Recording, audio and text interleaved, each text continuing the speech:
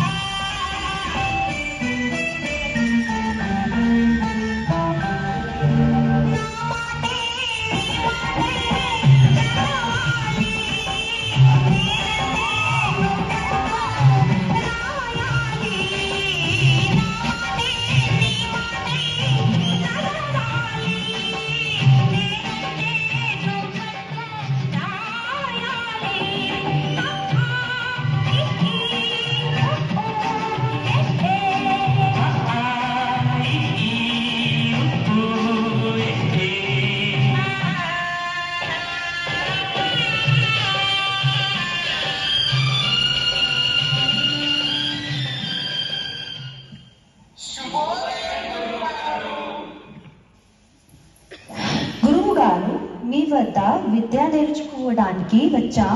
దయచేసి మాకు చదువు నేర్పించండి. సరేనమ్మా, మీ పట్టుదలకి నేను సంతృప్తి చెందాను. ఉపాధ్యాయుడంటే మీకు అర్థం తెలుసా? నాకు తెలుసు ఉపాధ్యాయులు గారు. ఊ అంటే ఉత్తమ, పా అంటే పౌరులు, ద్యా అంటే దిద్దుట, యా అంటే యువకులు, అనగా యువకులను ఉత్తమ పౌరులుగా తీర్చిదిద్దువాడే ఉపాధ్యాయుడు. మీలాంటి విద్యార్థులకు విద్యనందించుటకు ఈ ఉపాధ్యాయుడు ఎల్లప్పుడూ సంసిద్ధంగా ఉంటాడు.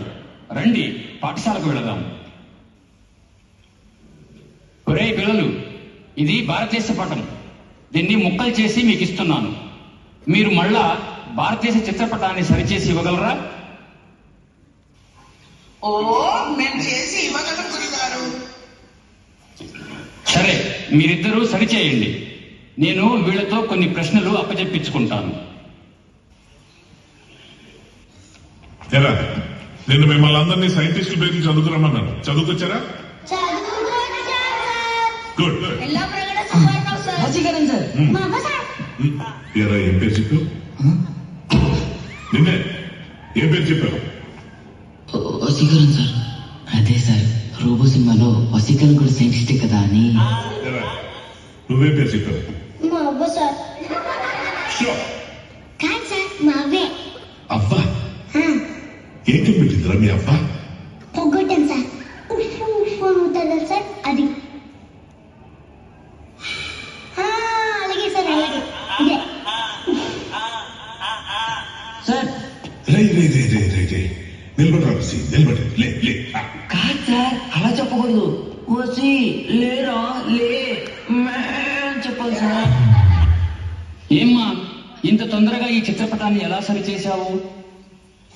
ఈ చిత్రపటం వెనుక ఇద్దరు మనుషుల చిత్రపటాలున్నాయి. ఆ మనుషులను సరిగ్గా కలిపి పెట్టాను, అంతే. భారతదేశం సరిగ్గా వచ్చింది. మనుషులను కలిపి ఏకతాటిపై ఉంచడమే దేశ సౌభాగ్యానికి మేలని గురువులైన మీ ద్వారా తెలుసుకున్నాను గురుగారు.